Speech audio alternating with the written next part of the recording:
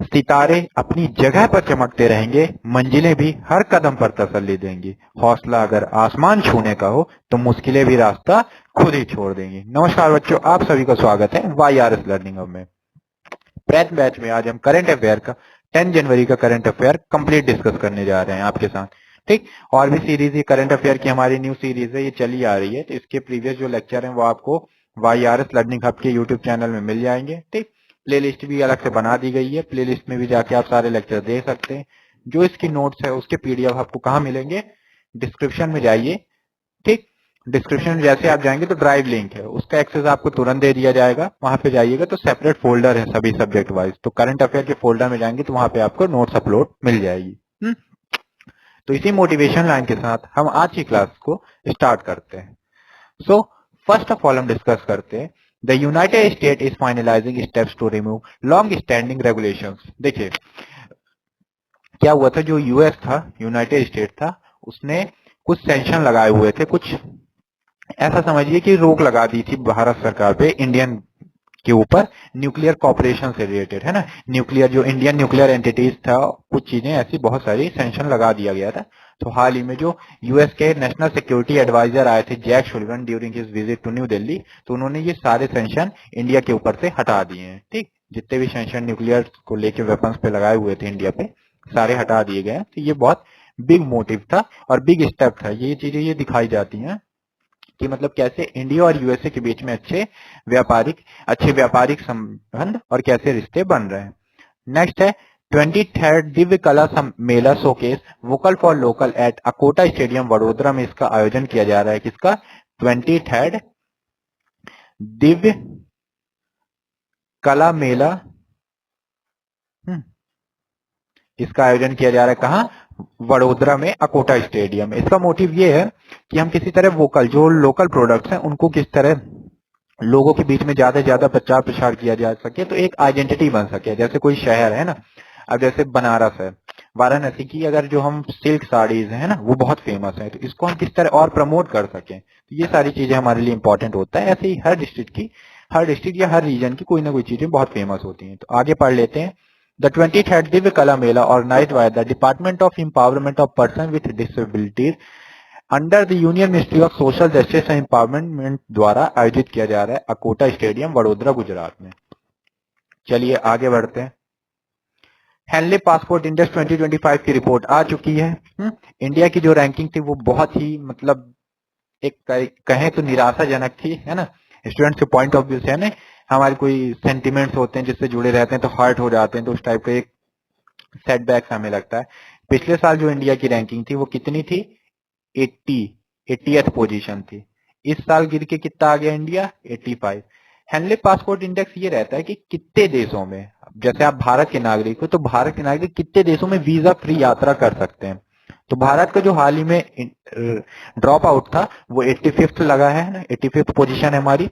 कौन सी? Henley passport index report में, जिसमें हम वीजा ऑन अराइवल एक्सेस कर सकते हैं। 57 डेस्टिनेशंस में हम वीजा उस शहर में जाके, उस देश में जाके ले सकते हैं, है ना। नहीं तो बाकी जगह क्या होता है कि हमें पहले से ही वीजा अप्लाई करना पड़ता है, जब तक वीजा नहीं मिलेगा तब तक आप उस देश की यात्रा नहीं कर सकते हो। तो भारत 57 देशों में वीजा ऑन अराइवल एक्सेस आपके पास है। फर्स्ट रैंकिंग में है सिंगापुर, जिसमें आप 195 देशों की यात्रा कर सकते हो। ठीक, कितने? यहाँ पे 227 डेस्टिनेशन गलत लिखा हुआ है बच्चों, इसको सुधार लेंगे। टोटल 199 कंट्रीज इसमें पार्टिसिपेट करती हैं, जिसमें से सिंगापुर देश है जिसको फर्स्ट रैंकिंग मिली हुई है हेनले पासपोर्ट इंडेक्स में, जिसमें 195 देशों की यात्रा वो कर सकते हैं वीजा फ्री। सेकंड पे है जापान, जिसके पास एक्सेस है 193 लोकेशन का। थर्ड प्लेस में बहुत सारे देश हैं, जैसे फ्रांस है, जर्मनी है, इटली, स्पेन, फिनलैंड और साउथ कोरिया, है ना। इनके पास 192 डेस्टिनेशन का वीजा फ्री एक्सेस है। ठीक, इसको इरेज कर लेते हैं अपन। नेक्स्ट देख लेते हैं, जो हमारा वर्ल्ड तेलुगु फेडरेशन का आयोजन किया गया है, 12th बाइनियल कॉन्फ्रेंस कहाँ हुई थी? हैदराबाद में। किस, ये क्वेश्चन आ सकता है आपके पास कि जो वर्ल्ड तेलुगु कॉन्फ्रेंस थी उसका आयोजन कहाँ किया था, तो इसका आंसर है आंध्र प्रदेश, और शहर अगर पूछता है तो आपको हैदराबाद कहना है। ठीक, नेक्स्ट आगे बढ़ते हैं। Egypt discovers remains of queen Hatshepsut temple near Luxor. Egypt में हाल ही में जो आर्कियोलॉजिस्ट थे इजिप्ट के, उन्होंने अनकवर्ड किया significant remains of queen Hatshepsut's valley temple, Hatshepsut valley temple है जो नक्सर के पास है, वहां पे बहुत ज्यादा चीजें है ना, जैसे 1000 विविडली डेकोरेटेड स्टोन ब्लॉक्स पाए गए हैं और टेम्पल एक तरीके से मंदिर का स्ट्रक्चर पाया गया है, जो कहा जाता है कि 18th डायनेस्टी का था, लेकिन बाद में इसे जो बनाया गया था वो 18th डायनेस्टी पे बनाया गया था, लेकिन बाद में इसे तोड़ दिया गया था। तो अगर आपसे क्वेश्चन आता है कि क्वीन फुट टेम्पल का लग्जर आपको कहाँ पे मिला है, तो आंसर होगा इजिप्ट। फोर्थ वन इज शहीद माधव सिंह। ओके ओके, ये हमारी कल की न्यूज है तो इसको प्लेस है ना, थोड़ा सा प्रिंटिंग मिस्टेक हो गई। चलिए आगे बढ़ते हैं। Pope Francis appoint first women to lead major Vatican office. जो पॉप फ्रांसिस हैं उनको अपॉइंट किया गया है, Pope Francis appoint first women to lead, जो वेटिकन ऑफिस है मेजर, इनको अपॉइंट किया गया है, वेटिकन सिटी का है ना, वहां का इन्हें अपॉइंट किया गया है। तो ये हमारे लिए इंपॉर्टेंट है, इनका नाम मेजर हमारे लिए ज्यादा इंपॉर्टेंट है। नेक्स्ट है अंजली खाड़ bridge, India first cable stayed railway bridge near completion. जो अंजी खाड़ जो है केबल ब्रिज है, इंडिया का पहला, इंडिया फर्स्ट केबल रेलवे के लिए है ना, इसमें जो इनॉग्रेशन तो अभी नहीं हुआ है, इसके सारे ट्रायल शुरू हो गए हैं। फर्स्ट केबल रेलवे ब्रिज है, इसमें बहुत सारे, और वैसे देखा जाए तो रेलवे ब्रिज ये सेकंड है, ठीक। फर्स्ट कौन सा है, चीनाब है, लेकिन केबल में ये फर्स्ट है। कैटेगरी भी हमें ध्यान देनी है, तो पढ़ लेते हैं इसके बारे में। The Anji Khad bridge India's inaugural cable stayed rail bridge is set to enhance connectivity in Jammu and Kashmir. Jammu and Kashmir की ये कनेक्टिविटी को देगा। ये किसका पार्ट है, Udham Srinagar Baramulla rail line link project का ये पार्ट है, जिसमें 473.25 473.25 मीटर है। The bridge is supported by, जिसमें 48 केबल्स एंकर्ड है ना, 193 मीटर टॉल पायलन लगा हुआ है और 331 मीटर ये एबव है रिवर लेवल से, रिवर का जो लेवल होता है उससे इतना एबव है। देन बात करते हैं Tuhin Kanta Pandey appointed as revenue secretary in finance ministry. इन्हें हाल ही में क्या अपॉइंट किया गया है, रेवेन्यू सेक्रेटरी अपॉइंट किया गया है फाइनेंस मिनिस्ट्री में। तो ये हमारे लिए इंपॉर्टेंट, ठीक। चलिए आगे बढ़ते हैं, ये हमारा आज का लास्ट है। आज का करंट अफेयर हमने बहुत जल्दी खत्म कर दिया, ठीक। इतनी चीजें आपके लिए, देखिए एग्जाम पर्सपेक्टिव से जो चीजें इंपॉर्टेंट है मैं बिलीव रखता हूँ उसमें ही वही चीजें लाऊं, और कोशिश ये करने वाले हैं कि अगर जैसे मान लीजिए किसी दिन ऐसी मेजर चीजें हमें इंपॉर्टेंट नहीं समझ में आ रही है, तो मैं क्या कर दूंगा, उस दिन स्किप करके अगले दिन दोनों दिन का करंट अफेयर मैं आपके साथ एक साथ डिस्कस कर दूंगा। आज की ये इन्फॉर्मेशन देने के लिए मैं आपको लेके आया था, और भी इस वीडियो में बहुत सारी आपको इन्फॉर्मेशन दूंगा। तो पहले जो हमारा वर्ल्ड हिंदी डे है, वर्ल्ड हिंदी डे कब मनाया जाता है, 10 जनवरी को।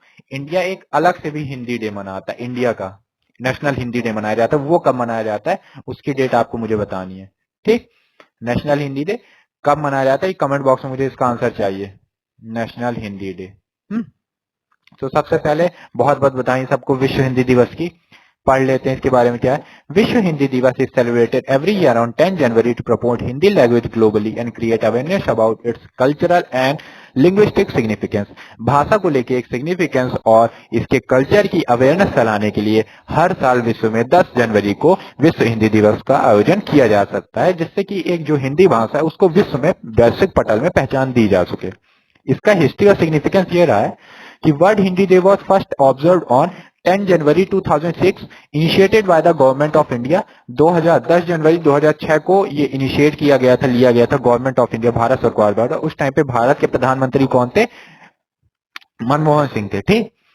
The date marks the anniversary of the first World Hindi Conference which was held in 10 January 1975 in Nagpur Maharashtra. और एक रीजन ये भी कि 10 जनवरी 1975 को ना पहली विश्व हिंदी कॉन्फ्रेंस का आयोजन किया गया था, कहाँ, नागपुर महाराष्ट्र में। तो ये कुछ फैक्ट हैं जो आपके लिए मैं लेके आया था, इंपॉर्टेंट है।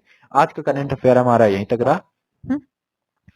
सो इसकी नोट्स आपको मिल जाएगी। सबसे पहले देखिए बच्चों, चैनल को सब्सक्राइब करना मस्ट है आप लोगों के लिए, ठीक। चैनल को आप सब्सक्राइब करिए, नोटिफिकेशन बेल ऑन रखिए, जिससे आपको सारी अपडेट्स मिलती रहे। आपके लिए क्लासेस जब आपके मेंटर जी तोड़ मेहनत कर रहे हैं, आपको फ्री कंटेंट सारी चीजें प्रोवाइड कर रहे हैं, आपका भी फर्ज बनता है कि आप उस टीचर का सपोर्ट करें, ठीक। हमारे सारी फैकल्टी ऑसम है, बहुत अच्छे से आपके लिए जुटी हुई है।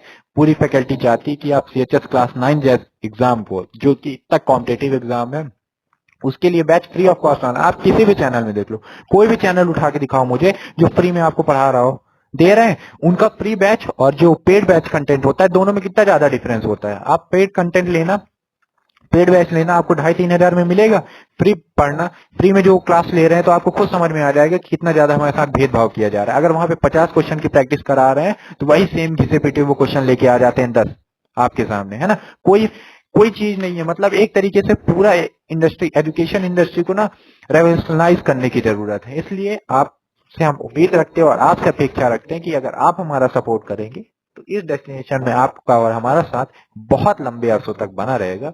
और आप ज्यादा से ज्यादा वीडियो को प्रमोट करें, है ना, अपने फ्रेंड्स सभी को बताएं, जिससे वो सीएचएस के बारे में, जिनको अवेयरनेस नहीं है तो वो सीएचएस के बारे में जान सकें कि बीएचयू सीएचएस का एग्जाम कितना कॉम्पिटेटिव एग्जाम है, एक अवेयरनेस फैल सके लोगों के बीच में।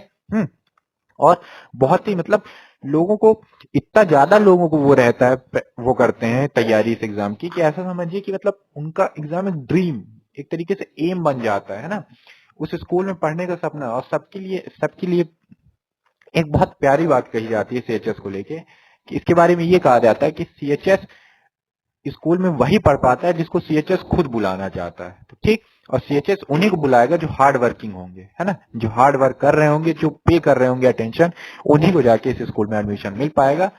तो आपसे हम्बल रिक्वेस्ट है कि आप अपनी पढ़ाई को कैरी फॉरवर्ड रख के अच्छे से पढ़ें, आपके लिए सारी चीजें की जाएंगी, जो भी आपकी डिमांड है, आपको चाहिए नोट्स, है ना, कोई भी डाउट है तो आप कमेंट बॉक्स में जरूर से जरूर पूछें। So that's it. और ज्यादा से ज्यादा चैनल को लाइक करें, चैनल को सब्सक्राइब करें और चैनल को अपने दोस्तों के साथ शेयर करें। थैंक यू बच्चों।